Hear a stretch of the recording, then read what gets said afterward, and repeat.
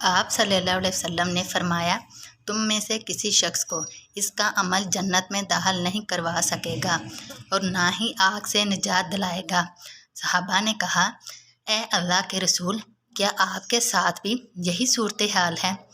آپ صلی اللہ علیہ وسلم نے فرمایا، ہاں، میرے ساتھ بھی یہی صورتحال ہے، اور اپنے ہاتھ کے ساتھ اپنے سر کی طرف اشارہ کیا، مگر یہ کہ اللہ تعالیٰ اپنے فضل اور رحمت سے اسے ڈھانپ لے۔ 2 مرتبہ یا 3 مرتبہ کہا، سیدھے ہو جاؤ، قریب ہو جاؤ اور خوش ہو جاؤ۔ صبح شام اور رات کو نیک عمل کرو، میانہ روی اختیار کرو، مقصد کو پہنچ جاؤ گے، اور جان لو کہ اللہ تعالیٰ کو تمہارا سب سے پیارا عمل وہ لگتا ہے جو مشکل ہو، اگرچہ تھوڑا ہی ہو۔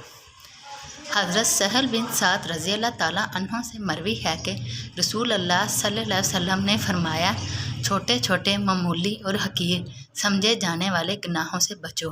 کیونکہ چھوٹے چھوٹے گناہوں کی مثال اس قوم کی طرح ہے جو ایک وادی میں ٹھہری۔ ایک شخص ایک لکڑی لایا، دوسرا بھی ایک لکڑی لایا، حتیٰ کہ انہوں نے اپنی روٹیاں پکا لی۔ چھوٹے گناہ کرنے والے کو جب پکڑا جاتا ہے تو وہ گناہ اسے ہلاک کر دیتے ہیں۔ حضرت ابو ہریرہ رضی اللہ تعالیٰ عنہ سے مروی ہے، انہوں نے کہا کہ رسول اللہ صلی اللہ علیہ وسلم نے فرمایا، مومن آدمی کا اللہ تعالیٰ کے ہاں ایک مرتبہ درجہ ہوتا ہے جس پر وہ اپنے عمل کے ذریعے نہیں پہنچ سکتا۔ اللہ تعالیٰ اسے ایسی چیز کے ساتھ جسے وہ ناپسند کرتا ہے آزماتا رہتا ہے، حتیٰ کہ اسے اس درجے تک پہنچا دیتا ہے۔ حضرت ابو ہریرہ رضی اللہ تعالیٰ عنہ سے مرفوع مروی ہے، یقیناً اللہ تعالیٰ تمہارے جسموں اور تمہاری صورتوں اور اموال کی طرف نہیں دیکھتا، لیکن اللہ تعالیٰ تمہارے دلوں کی طرف اپنی انگلیوں سے اپنے سینے کی طرف اشارہ کیا اور تمہارے اعمال کی طرف دیکھتا ہے۔ حضرت ابو موسیٰ رضی اللہ تعالیٰ عنہ سے مروی ہے کہ رسول اللہ صلی اللہ علیہ وسلم نے فرمایا،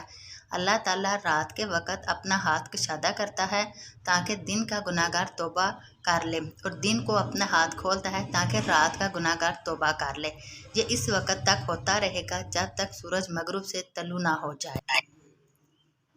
حضرت عبداللہ بن بصر رضی اللہ تعالیٰ عنہ نبی صلی اللہ علیہ وسلم کے صحابی سے مروی ہے کہ رسول اللہ صلی اللہ علیہ وسلم نے فرمایا، اس شخص کے لیے خوشخبری ہے جس نے مجھے دیکھا، اس شخص کے لیے خوشخبری ہے جس نے اس شخص کو دیکھا جس نے مجھے دیکھا، اور اس شخص کے لیے خوشخبری ہے جس نے اس شخص کو دیکھا جس نے مجھے دیکھنے والے شخص کو دیکھا اور مجھ پر ایمان لایا۔